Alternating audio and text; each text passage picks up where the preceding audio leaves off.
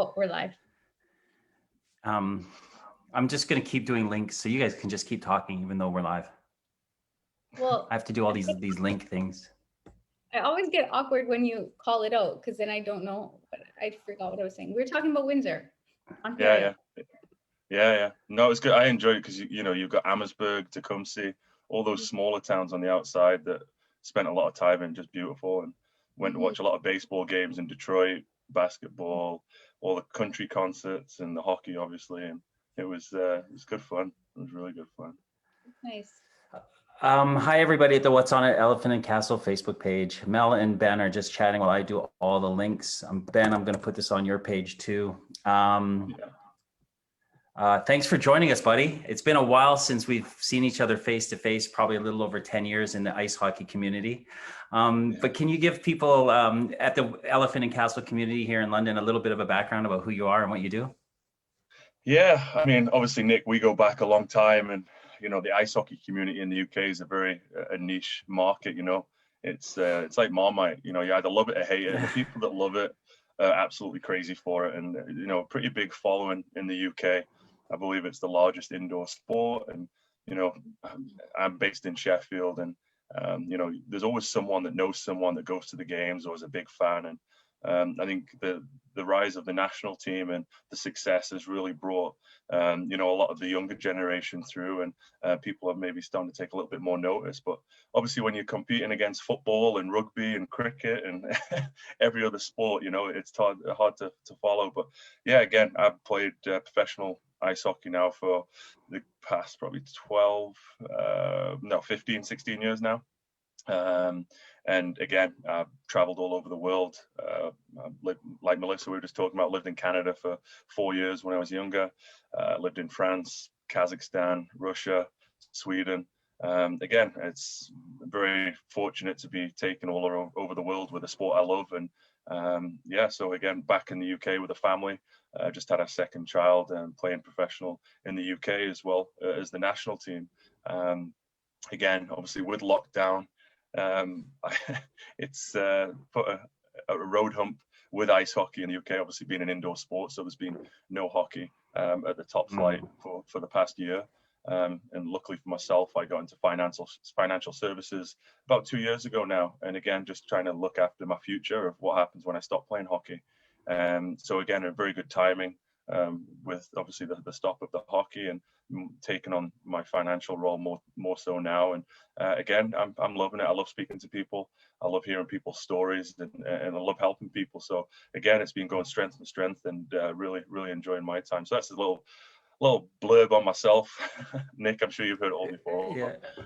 Yeah. I just before we kind of delve into you and your story, again, like British ice hockey is in the top pool of the hockey community. So that means that you guys play against the United States, Canada, Russia, the Czech Republic, Finland, Sweden. Like it's the creme de la creme of ice hockey. And I don't think a lot of people know, like you said, It's the largest indoor spectator sport in the country. It does have this great niche following, but really the success of what you guys have done over the last couple of years is unprecedented, isn't it? Yeah, it is. I mean, I've got friends who don't follow hockey, and you try and explain, it's like Iceland playing against England, at football. I mean, the guys we're playing against are on $10 million, $15 million a year, and they're the best players in the world, where again, little old us, we've all got, pretty much most of us have got second jobs. And so that's always a comical when we go to these tournaments and you're lining up against some of your idols that you've watched growing up and you watch on TV day in, day out, and they're making 10 to 20 million a year, and we've got a second job and working jobs in between practices on Zoom meetings or whatever it may be. So but and I think the way that the Brits are and our mentality, we're not ahead of ourselves. We know what we are. We're hardworking. And I think we get a lot of respect from other teams from that. I don't want to badmouth any of the countries, but again, France wasn't liked at the tournament because they have that arrogance about them. And, as you well know, Nick, the last game we beat them to stay up and they got demoted. Yeah. And Team Canada were giving us fist pumps. They were in our dressing room. And, it was just a surreal moment. Some of these idols were just, rooting for us. So it was great. And we're looking forward to go back this year and represent Group GB again, and play against some of the world's best. So yeah, it should be good. Amazing. Mel, do you want to fire in now, or do you want me to delve deep? You have a follow-up or something? I don't know. Yeah. You know, Ben, we were just kind of, just before we started this go live, you know, I was just telling you, like, I'm not on my game today, you know, and I think that this is the thing that I've learned to do, is to just be honest. You know, I turned 50 years old on Wednesday, and I was actually like, I was really looking forward to talking to you, but I was also really envious. You know, I was like, I used to be 32 once, and I went into this kind of dark place of like, I did a workout this morning with a personal trainer, and I'm aching, and I was doing mountain climbers, and I kept hitting my belly with my knees, and I was like, I was really, it really got to me, you know, that, you know, I can't play the sport that I love anymore. And I haven't now for a long time. I quit really early when I was like 28 years old, because I wanted to go into another career of broadcasting. But this whole thing of like, now you're getting to the age of 32, you're still a great hockey player, and you can still offer a lot, but you're thinking more about, you know, your life ahead of hockey. Like how, like, so for me, like I say, it's just this thing of like sitting in a body that no longer honors and can do the things that I did when I was 22 years old. And it's tough, isn't it? And I'm just wondering how you're kind of now getting to that age. Again, you still have you're still a stud, but you're going to end up where I am in 18 years. And you probably can hear from me that it sucks a little bit, right? Yeah. So, you know, what kind of measures are you putting in place, knowing that, you know, what your father has been through, what guys like me are going through, and kind of really living in today, I suppose?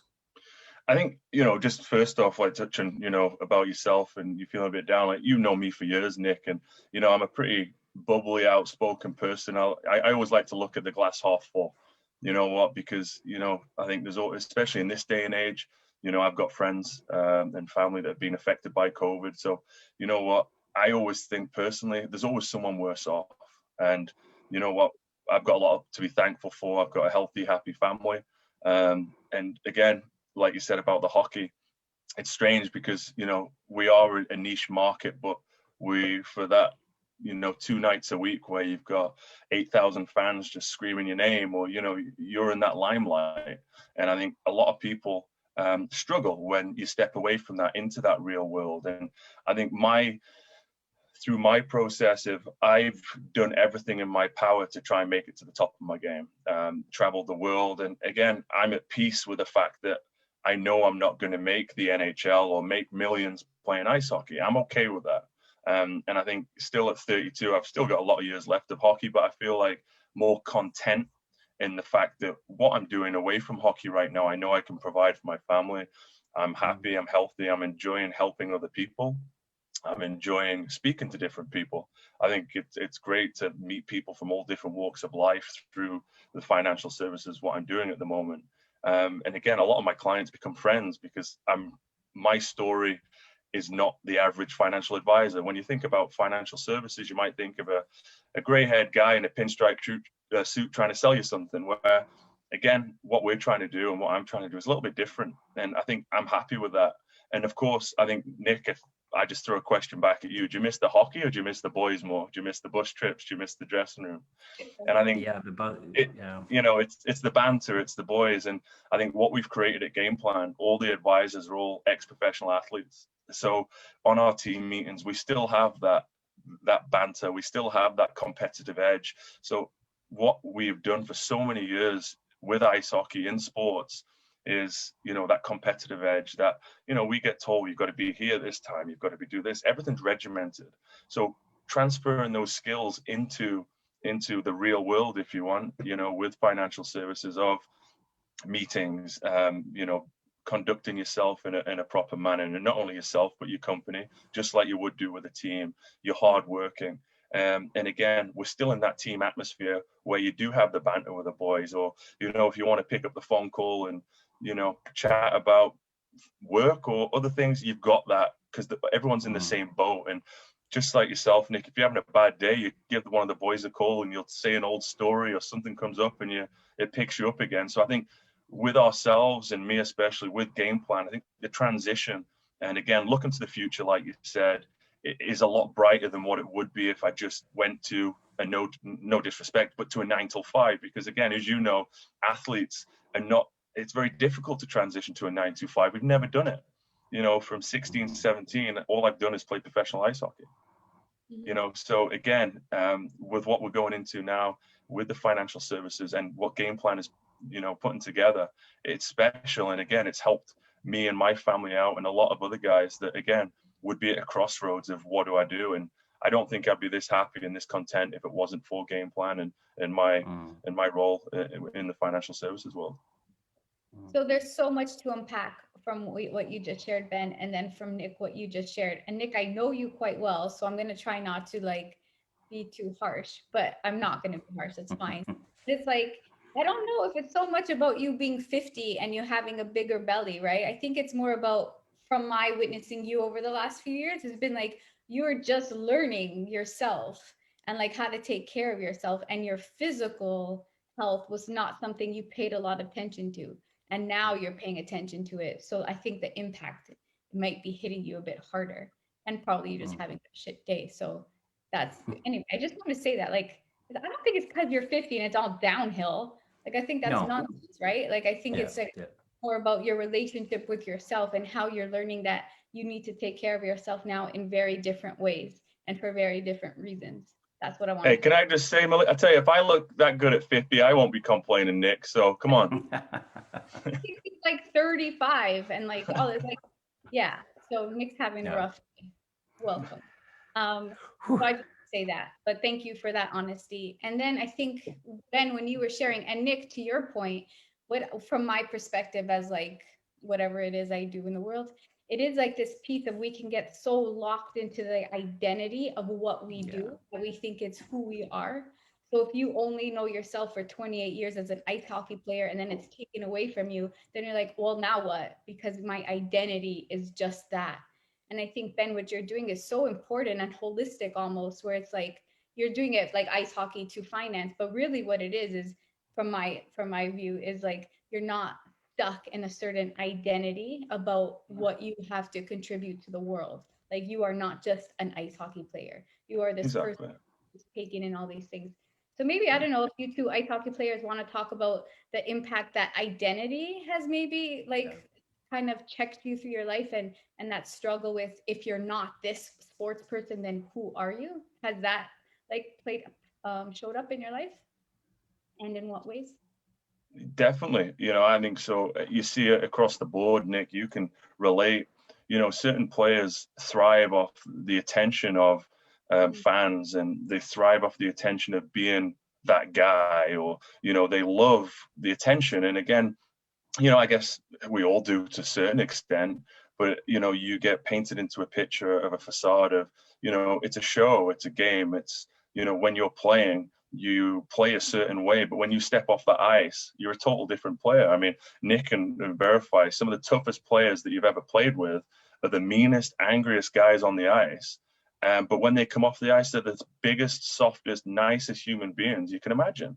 And this is where, you know, fans, and again, it's like TV shows, you know, Coronation Street, you see it all the time where, you know, the actors get shouted at in the street, or they get hate mail when, you know, they forget that it's a job. Like, essentially, an ice hockey player is a job.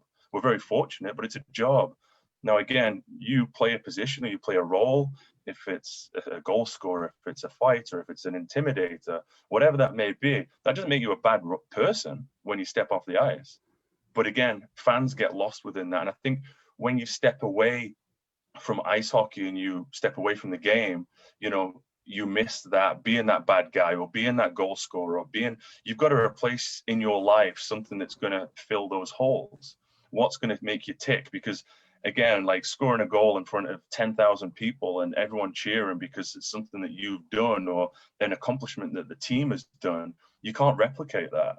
You can't replicate that, the adrenaline, the feeling of putting your hands in the air and everyone screaming. Like, it's something that no buzz will, you know. And I think that's where certain athletes search for that buzz in other avenues, where, again, you know, with myself, my transition into financial services world is as being a slow one. I didn't want to just stop hockey and go into it. It's a slow transition, knowing when I do decide to stop playing ice hockey, I've got a future there that can protect myself and my family. And I don't have to go looking elsewhere for those highs, those thrills, because I'm focused. My mind is busy. Every day I wake up, I've got meetings, I'm helping families protect themselves, the mortgages, their life, the children, and I feel like I'm accomplishing something. Now, yes, it is a lot different to scoring a goal in front of 10,000 people, but it's still, you feel good about yourself. And I think for me, in my transition, I think that was the biggest thing about staying busy, being important in a way, I guess, is that what I'm doing is something beneficial to help people, but also it's putting food on my table and being able to pay my mortgage. Yeah. I like the way you talk about the roles of let's just say, well, we won't say ice hockey players, but the role of athletes within a team can vary. I grew up in Saskatchewan in playing junior B hockey where, my role was just a utility guy, just up and down the ice, hard hit, get off the ice. But it was a purpose, right? It gave space for the more skilled players to do what they did. But, I gave them a breather. I could wear out the defenders by taking them into the corners. But so I had a role. And that role changed a lot when I came to the UK because you had to score a few goals. So I had to learn a few things. But when I stopped, and the interesting thing for me, Ben, and I think, and you guys both know this, is that I never, as a hockey player, that was when I gelled. In the changing rooms, when guys would have beers after the games, I would drink orange juice because I never liked to drink alcohol because I grew up in an alcoholic household. So that kind of kept me separate from the rest of the guys because I wasn't always out drinking with them. But my role on the ice was my identity. And then when I stopped playing hockey, I was launched into this career as a TV presenter. And then I got, I started getting into running my own business, and I had all this stuff on the outside. Like I drove a Porsche and I shopped on Savile Row, and I lived in Chiswick along the river. And when I look back at it, I just felt like a fraud, Ben. I felt like this kid from Saskatchewan who's all of a sudden on TV, hanging out in the nightclubs. And then I stopped. I couldn't play the sport that gave me that real identity into all of a sudden something that I didn't feel like I deserved any of it. And that's when I started using substances, and it was like martinis and other things. And that made me feel connected. So that made me feel like I fit in. And I can see now through my journey of 15 years of struggling with alcohol use, that how other guys can turn to that. They turn to, as you mentioned, you turn to other coping mechanisms. When you don't have those things in place for you, it's a bereavement when you stop. It's a loss. And I think Mel can talk about this a lot. And when we don't have the language or the tools to be able to deal with it. And this is why I'm so proud of what you guys are doing at Game Plan, because and you even in your little blurb, you talk about mental health. And, my generation was all about physical health and getting stuff. And now we can start talking about, hey, how do I feel today? What am I showing up with today up here? What are my emotions? And we're giving more of a language to people. And I'm interested to know, with your generation, as an athlete, our teams, our organizations, are they addressing that the ability for players to actually be able to speak about emotions, when in my generation it was just a no-go? Yeah, and exactly the same. When I first started, you wouldn't dare say anything because you'd get pushed aside, or you weren't, like you say, strong enough. And I think now people are more aware, and it's more acceptable to say, you know what, it's all right not to be okay, but come here. Like, we had a motto in Sheffield. One of the coaches used to say, have that come with me attitude. If someone's having a bad day, we all have bad days, but have that come with me attitude. If you're having a bad day, put your arm around someone and come with me. I'm having a great day, so come along with me. And I think that's how I try and live my life. I mean, my wife will tell you, when she sees me having a bad day, she's like, well, it must be really bad, because I'm always the one trying to pick everyone up. I like that, I like that come with me attitude. So, Nick, it's okay you're having a bad day, so just, I'll put my arm around you, come with me, mate. Oh, thanks, buddy. Yeah, but just going back to it, I think it is acceptable today, and I think it's not frowned upon, and I think people are more understanding of what the side effects are of mental health and how serious it is. And again, especially within the ice hockey world, and Nick, you're aware of it, of all the famous NHL players that did turn to substances and and did take their lives, and some very famous players. And you know, that recognition of being a tough sport and you're not allowed to speak to it has really hammered down some doors. You know, the Bell Let's Talk slogan. I'm sure you guys are aware of it for back in Canada. And you know, I think that just echoes around the world of within our sport, especially, of that it's okay. You know, it's all right to talk about it. Where do you think like the fear around, or it's not even fear, like the complete disregard for inviting any space into athletic kind of spaces to talk around the emotions behind it? Where do you say, is that tied with what it means to be a man and like masculinity? Like, what do you think? I mean, I know we do Tender is the New Tough, which is really just challenging the like norms and the discourse around what it means to be a man. Is that a thing that's like, talk about that? Like, is that where it comes from? Men don't have emotions, men don't cry, men show up and fight other men. Like, what's happening there?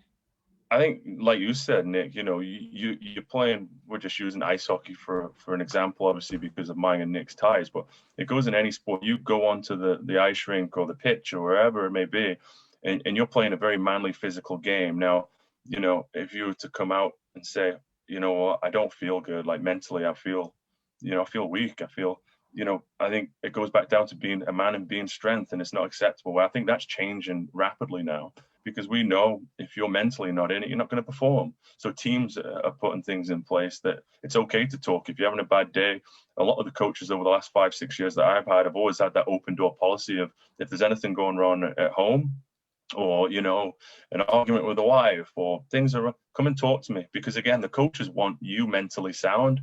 If you're having a bad day or you just want someone to talk to, then obviously they'll pick you up and you obviously play better.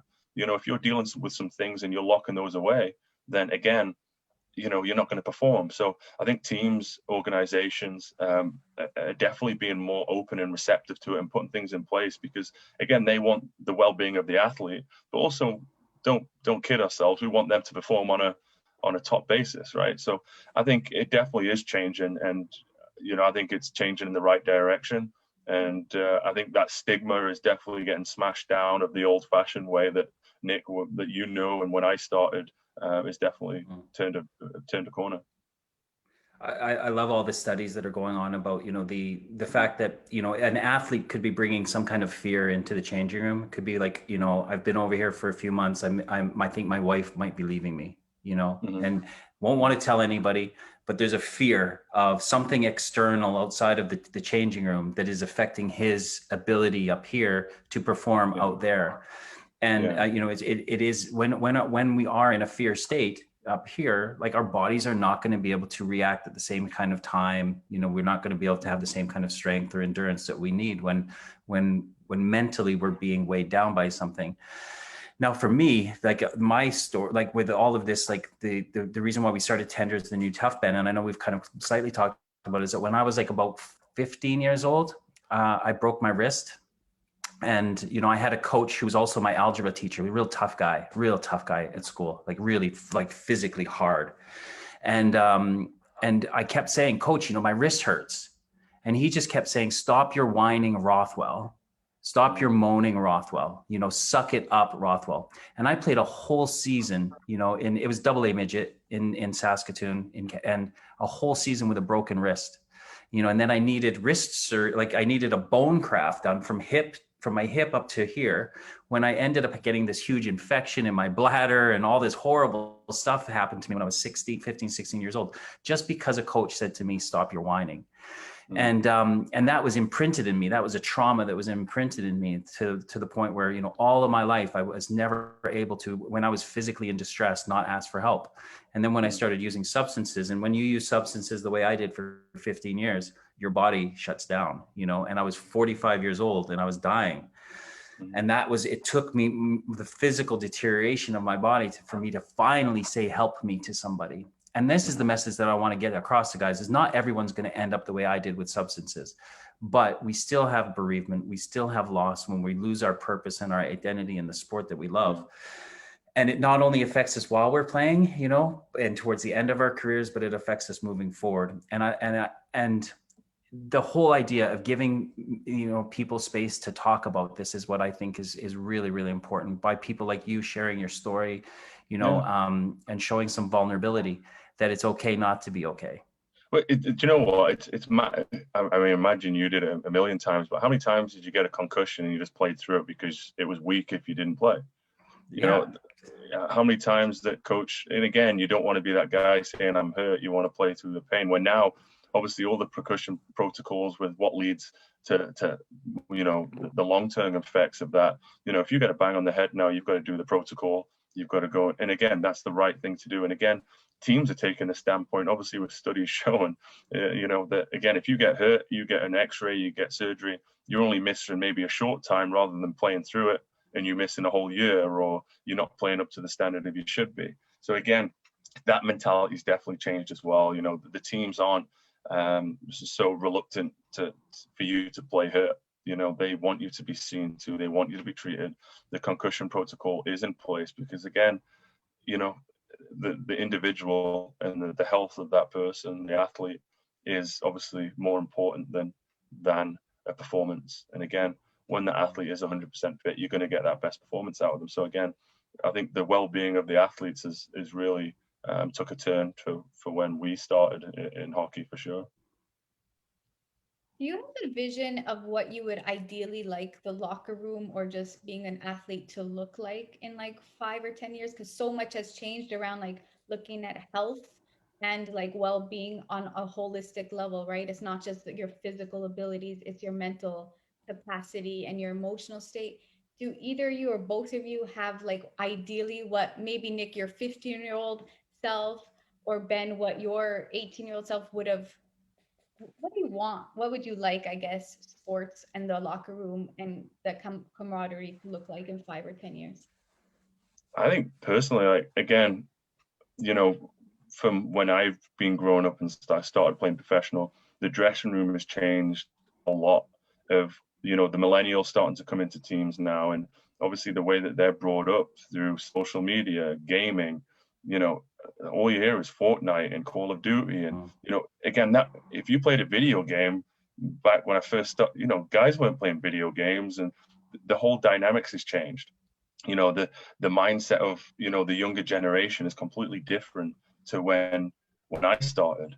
I think, you know, the younger generation has more brass. They will speak out more. When Nick, I know, you know, when we started, that you wouldn't dare say anything until you're spoken to by the older guys. You know, that was just the way that it was. And I think now that, you know, with social media and with, you know, the younger generation having that voice, they're not afraid to speak up. And I don't think that's a bad thing. I think they do have a lot of confidence.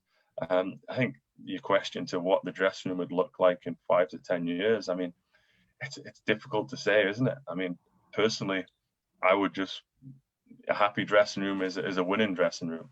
So as long as you've got a bunch of guys that are positive and happy, I think that's the main thing. I've been on teams where you've had negative people that just suck the life out of the dressing room, and it just takes one person to really ruin that team environment, that team group. I mean, Nick, you've been on winning teams before. You know, the best teams are happy teams, and, you know, it goes hand in hand. And a team that is struggling with everyone happy, you're all able to dig into the trenches and work together as a team. As soon as you have a couple of guys with bad attitudes and times get tough, you start to see the true colors of people, and it just rips the team apart. Whereas you have a happy dressing room, you work for one another, you're not afraid to you know, do what it takes for that guy next to you. And I think my biggest thing as a dressing room is just having happy guys, good people. Yeah. I'm probably going to get a little bit of flack for this if anybody from our hockey community is listening, but I would really like the changing rooms to become more tender in the languages that from what I used to use and the teams that I've been on. But we were like, Ben, some of the things that, you know, it was very misogynistic. It was very, we could be really condescending towards women. You know, it was not nice, some of the things that were said. And I think that was because of people's fears. They needed to say things to try to make other people like them. Sometimes weren't even true. So it's this whole locker room chat that, you know, the ex-president used, you know, like grab them by the, and it being like, oh, it's just locker room chat. I would like that to change. I would like younger men to know that it's not cool to talk about anybody, especially, you know, people who could be your sisters and your mothers and your aunties and your cousins, in that disparaging way. Because you know, in my work and what I see, I can see a lot of damage that is done, you know, to women because of that locker room talk, the trauma that just, you know, that not just, but that horrible words can they hurt. So that would be one of the things that I would like younger men, well, men to be able to teach younger men, is that it's just not cool and it's not proper and it's not nice. So I think I would like changing rooms to become more tender, so that but that works on coaches and trainers and even sports psychologists to work with the athletes to help them feel whole inside, so that when they come into a changing room, they don't need to embellish stories. They don't need to lie. They don't need to talk about how they, you know, they might behave with the opposite sex, because they feel okay with themselves. Because I know if I was doing it, it was because I wasn't feeling good about myself if I used that kind of language. So I hope, you know, Mel, I think that you can kind of go on that one. Really, is just this idea of men being more tender towards each other, so that we don't have to use those kind of languages. Are you asking me to answer that question? Yeah, kind of. Oh, I don't know if it's toward each other. I think it's toward themselves. That's where it has to begin with. And tender doesn't have to be anything dramatic. It's just like, how are you talking to yourself today? Like, what are you doing to kind of show up for yourself in the day? Like, it really, as cheesy as it sounds, it does start with your inner dialogue with yourself, because there will be people that might ask you to perform the way they want you to perform in order to win or do whatever. Yeah. Be successful or make the sales. But it's really like, it comes from it sounds so cheesy right now for me, but it's like the inside job, right? Of like, how do you have to prove anything to anybody else? Can you be okay with, if you're a person who doesn't want to like belong in the way or do the things that you need to do to belong to certain crowds, like, can you be okay with that? But that's stuff we're taught, right? We're taught that everything's relational, and in order to be accepted, we might have to forget who we are and our values.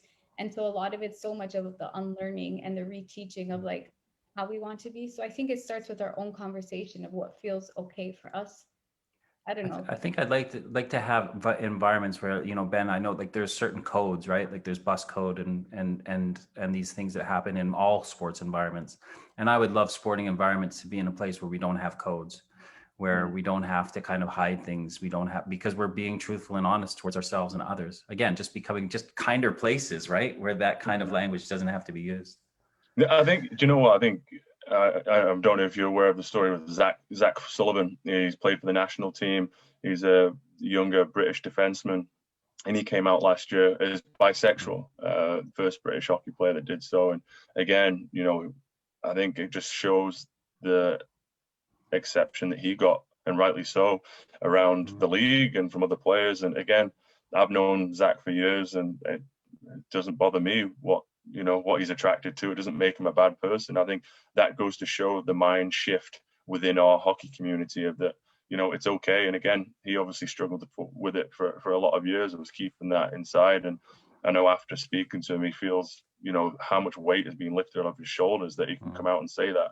And I know from his teammates, they all accepted him and, you know, had a lot of respect for him to come out, because again, it's not an easy decision to come out and say that in front of your teammates and the whole British hockey community. And I know it got picked up worldwide, and you know, it's good for him that he can do that. And I think the exception that he got from around the league and other players is, you know, the way it should be. So I think what you're touching on there about tender is the new tough is that it is going in the right direction, especially within our sport. And yeah, I mean, it's good on Zach, and we played against him this past weekend actually, and had a little bit of a catch up with him. And no, it's awesome. Awesome. I want to kind of, as we kind of go into our last 10 minutes, Ben, is to talk about game plan. How did it all start? You know, even from, you know, the originators to where it is today, and how do you guys kind of get people involved? Just tell us a story about game plan. Yeah, so I mean, like I said, you know, if you asked me when I was 12, 13, 14, I was going to be a professional hockey player. So, you know, I didn't need school and this, that, and the other. And obviously playing in North America growing up, I was traded 3 times in one high school semester. Ended up, long story short, I was like 2 credits short from getting my high school diploma. Obviously came back and started playing professional in the UK. And again, so with my background, educational wise, is, you know, I haven't got a university degree. And this is something that me and my wife she'd always tell, what are you going to do after hockey? What are you going to do after hockey? And it was something that always got on top of me. And again, at the back of my mind, being a little bit naive, you know, don't worry about it. I'll always provide for the family, and I'll make sure, you know, I'll do whatever it has to do whatever I have to do to work. And it was about 2.5 years ago, Paul Sample again, he played ice hockey in the UK. His family have got a lot of bars and restaurants up in Tynemouth in the Northeast. And he retired early to take over the bars. Again, a very good hockey player. And he came to us with this idea about financial services. And I said, Paul, I've got to be honest, I know nothing about financial services. And he said, it's fine. You know, what we're trying to do here is bring a fresh approach, a bit of fresh air to the industry, because again, it's too stiff upper lip. It's too boring, and there's too many people out there right now that and they just want to take your money and they'll never see you again. And what we're trying to do is something a little bit different. We're not the average advisor. Okay, we are, you know, pretty down to earth, open and honest people. And again, how the company has gone in the last 2.5 years from strength to strength has been fantastic. So again, we've got all our qualifications now, and it's fantastic. You know, I'm doing a lot of business insurance as well as personal. And we started with 5 advisors 2 years ago. We're now up to 25. By the end of this year, we'll be up to 45. And again, it's a fantastic environment to be in. Like I said, and we're helping people. And the feedback we're getting from clients is, you know, we're showing that we actually care and we're doing the right job by them. And again, like I touched on earlier, a lot of my clients are friends now, and, you know, they'll just call and we'll talk about hockey, sport, whatever it may be, because again, we're not pushy. We don't like that approach. When I was younger, I had someone try and bully me into take something. It's not comfortable. And I don't believe that's the right way of doing things these days, because again, we're living in the smartest age possible. If you try and lie to someone or bully someone, they'll just go on Google and find out the real answer. So, you know, you've always got to be transparent and be real with people, because at the end of the day, that's what people want, is you want it to be real. So, and again, with our story, with the hockey, and, you know, it's pretty cool. It's a bit different, and we are a younger generation. No one likes to talk about death. No one likes to talk about putting a will in place, or if your child was to contract a critical illness. But at the same time, it's peace of mind. You know, in the event of something happening, you're looked after. Okay. And again, that's what we're putting across, and we're helping people. The amount of times that clients have come to me and say, yeah, I've got this cover, I've got this cover. And then when you actually review it, they don't have any of it, you know, so, and they weren't aware of it. So again, I'm enjoying it. I love it. I love helping people. And with Game Plan, what we're doing, we're going strength to strength. And again, it just speaks for itself. We wouldn't be doing so if the clients, if they weren't happy and referring us on to friends and family. So it's great. And just having conversations with people and being honest with people, I think that's the biggest thing. Honesty. People respect honesty. It's so interesting too. Like we talked a little like about mental health and the impacts of mental health, but and it seems like even having conversations with a younger, fresher generation that is not afraid to have the conversations actually reduces in the long, like anxiety, right? Because anxiety is really when, I don't want to say is really, but when you think about it, it's just your relationship to future events that haven't had yet that you're making up. So if you're even happy to talk about, or okay to talk about, like, this is my fear about if I go, who's taking care of my kid, and you're able to chat with somebody and like, this is what's going to happen. Having that conversation, saying your fear out loud and putting a plan into place is really what we're doing in terms of working with our mental health. And like, so we can be more present in the moment, because we know that whatever happens in the future can sort itself out based on what you're doing now. It's like a really interesting kind of calming thing. Big time. And that's exactly what I say to my clients. In the event of something happening, what provisions have you got in place? And at the end of the day, I'm an advisor. I'm not going to tell you to take one thing or the other. What my job is to do is to educate you to realize what happens in the event of. And it's down to yourselves my clients and their families to decide which avenue they want to go down. And again, that's when people, and it drives me crazy, people call me a salesman. I'm not a salesman. I'm an advisor, and it's up to you. You know, it's my job to show you solutions, and it's down to my clients as families to decide which avenue they want to go down. And exactly what you said, Melissa, it's provisions in place to not have that anxiety down, because again, it's often too late in the event of an incident to put anything in place. You know, and insurance with anything's a funny thing, because with your car, with your life insurance, with your mortgage, whatever it may be, is you pay for something for so long, and you might not never need it, but when you do need it, you can't buy it. You know, yeah. And it's that double-edged sword, and you know, it's that anxiety. What we do is give people peace of mind. Yeah.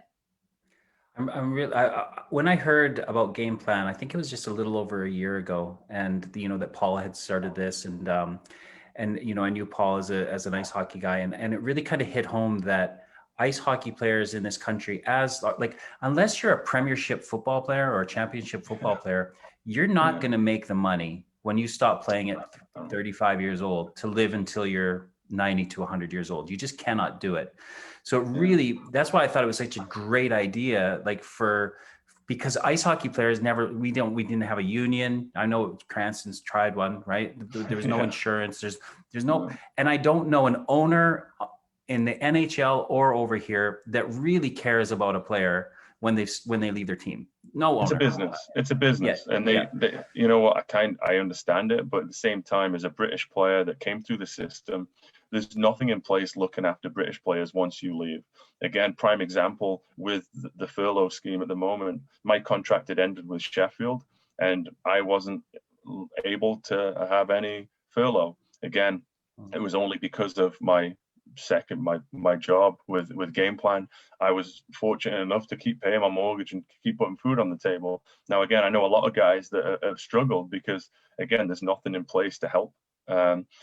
So again, that's something that, again, is very frustrating as a British hockey player that there's no provisions in place. So again, with Game Plan, and it just gives you that avenue, that lease of life, to knowing that, you know what, if you work hard, then you know that there's something there for you.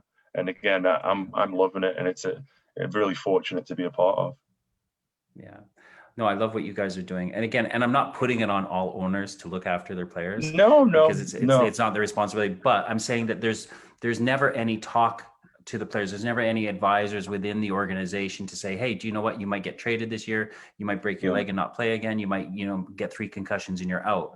So here's some people to talk to. Here's I know, you know, here's just some guidance. And I'm really glad that you guys are doing what you're doing, because you guys have so much weight behind you with the names that you've got, you know, including your own, that as soon as I heard about this, I'm like, these guys are doing a great thing. So, you know, keep doing what you're doing, man. It is really, really important that I want all ice hockey players in this country to kind of phone you. And it's not so much about the advice, but it's also about the brotherhood, the being part of this community that you guys are building, that I think is really, really important. But you know so it's obviously sporting people. I know we're running out of time, but also you're branching out to everybody, aren't you? Yeah. So again, it's our mentality is ex-professional athletes, because it's that mindset of, you know, you're driven. You're focused, you're wanting to achieve the best. I mean, you ask any professional athlete, they don't want to settle. You want to be the best, you know. And when I first started 2 and a bit years ago now, you know, the things that we were being taught, it was like, well, that's just normal, isn't it? That's normal. Like, you know, about goal setting and wanting to achieve and things like that. It's like, well, for us, for athletes, that's just normal. We want to be the best. We want to work hard. You know, you don't go to practice every day and just half-ass it, right? You want to be the best, and you give everything you've got. And I think that's our mentality. And I think when we're going to our clients, they can see that we're doing the right thing by them and we're working hard for them. And I think that's the main thing, is that we're given a bit of a fresh approach to the industry. And I think that's why we have been accepted so well, and the clients are liking it so well. And again, we go to businesses, families. You know, we work on a referral basis, so we don't pay for any leads. We get it all off word of mouth. You know, I think It's the same. If you need a painter, you ask a friend, like, do you know any good painters? It's all word of mouth. And again, that's how we get our business, because we believe it's the most viable and solid way. Cool. Amazing. Ben, thank you so much for your time, brother. It was really, you See, have you're cheered me smiling up now, today. Nick. I told you, Yeah. you're smiling now. Hey, it's Yeah. a come with me attitude. Put your arm around you and you'll be smiling. There you go. I I love really how appreciate your time. Beautiful. Sorry, I just felt like that's beautiful, man. Imagine everyone said that. I hope everyone can say that. Come. Yeah, come with me. Sorry, that was. I appreciate it, Ben. And you know, if you can, you know, post any links that you need to, or send them to me, and I'll put. If anybody out there at the Elephant and Castle community want to get in touch with Ben, he'll put his details in the Facebook link, and you can get in touch with him, talk directly about anything that we spoke about today. Yeah, sure. And on Thursday at 11, Mel, it is the topic of this month is becoming our own friend. These are amazing journeys that we're all going on. So hopefully you join us at 11 a.m. on Thursday. Ben, thanks so much, brother. We'll talk to you later. Thanks, all the best, guys. Thanks for having me.